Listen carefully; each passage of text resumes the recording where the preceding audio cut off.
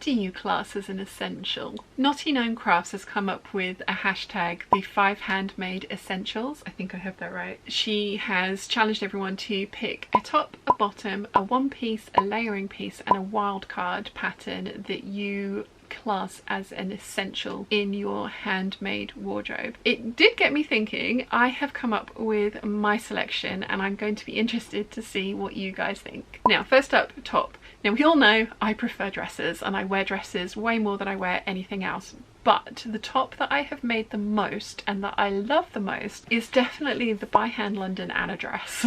Sounds a bit daft, but yes, I love this thing. I love the bodice so much, and I've added the bodice onto everything, but I have elongated the bodice and turned it into a top, which works incredibly well for me. I love this thing and I do wear it when I wear separates the most often. I think for knit patterns it has to be the Jennifer Lauren Gable t-shirt. Both the Anna and the Gable are absolutely amazing for showing off large prints really well. They are the two tops that I reach for most frequently when I do on the occasion choose to wear separates. So yeah, by hand London Anna dress is my favourite top. Next up is bottom. So that could have been anything: trousers, shorts, skirts. I have picked another dress pattern and it is the Vogue 9357, which is now the 1743. I think I have that right. They've rebranded it. Now, I started making this as a dress. I've done a sew along for this. It has ridiculous darts and also a midriff section, which I hated. Battery's dying. 2 secs. That's better. So yes, the midriff section I hated, so I ended up taking it out, retweaking the pattern so that the skirt would be the right measurement for the waist, and sticking it onto the dresses and thinking,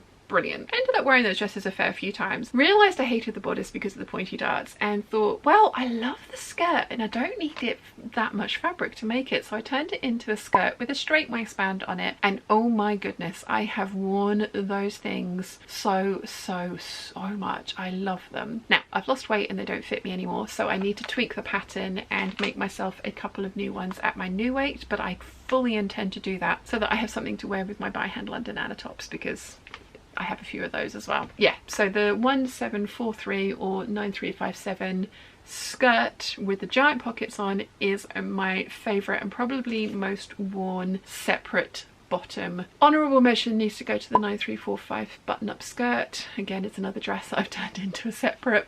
I love that thing as well. And also the McCalls 765343 trousers, the jogging bottoms.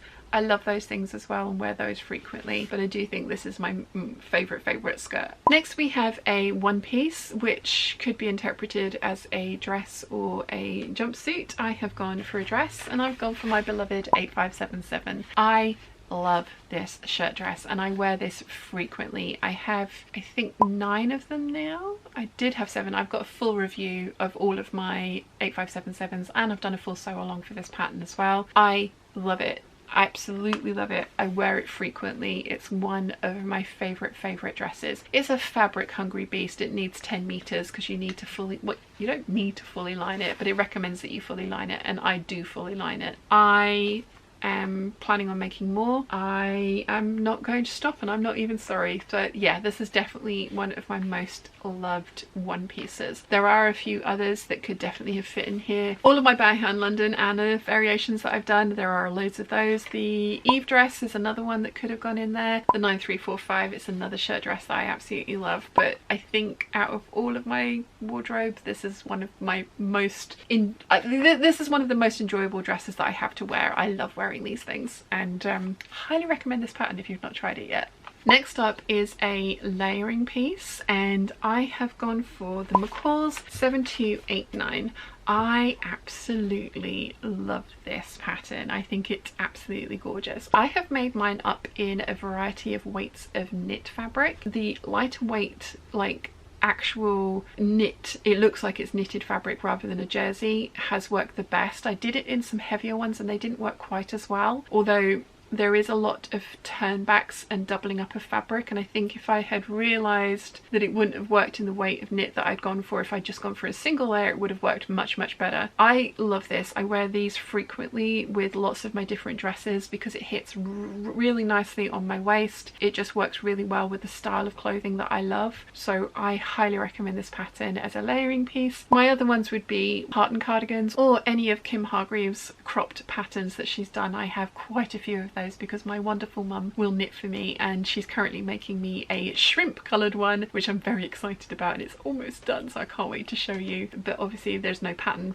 sewing pattern for that, that's a knitting pattern, but again I will list those in the description down below. The last prompt was wildcard, and I didn't quite know what to go for that one, but I have picked the Deer and Doe Sirocco because I love this thing and I have made a lot of them and I wear them frequently. I really like how this looks and fits, and it's a really comfy thing to wear. I've made them out of French terry and cotton jersey so far. I can see myself making more of these in the future, although I am trying to rein in my fabric purchasing because I do buy a lot of fabric, as we all know, and I don't need any more fabric. I have to use what I have behind me, but I absolutely love my Siroccos and wear them frequently, so this is definitely up as a contender for my wildcard pattern. It was the first thing that popped into my head when I saw that prompt, so yeah, love this one. I am going to include one more because we all know how I feel about coats, or if you don't, you'll be finding that out very soon when my coat pattern collection video comes out. Just filmed it. I have a lot. But my favourite coat, and the coat that I wear the most frequently and that I'm the most proud of, is my Charm Patterns princess coat, and specifically the green version that I've made. I wear that all the time. Given how thin the fabric is, it's a brushed cotton twill, and it's lined in a poly satin with no interlining. That thing is surprisingly warm, and I do use it majority of the winter as my winter coat. I have made one in a much thicker fabric lined with silk and interlined with cotton flannel, and it is incredibly warm to the point where it has to be -degrees to be comfortable to be wearing it. But I love this thing. It's absolutely epic. It goes so well with my wardrobe because it has such the big skirt, so that it goes over all my floofy dresses. Yeah, my favourite piece of outerwear that I've ever made, I think, is the Charm Patterns princess coat. So if the worst happened and everything else in my wardrobe disappeared apart from these items of clothing, I would obviously be upset because I've got some lovely pieces that I haven't included in these patterns, but I do think I would still have a wardrobe that I would be happy to wear and be seen in whilst I beavered away and sewed up everything else that I had left in my stash to make new clothes out of. I can imagine that all of these pieces would work really well together, that I would enjoy wearing them all. I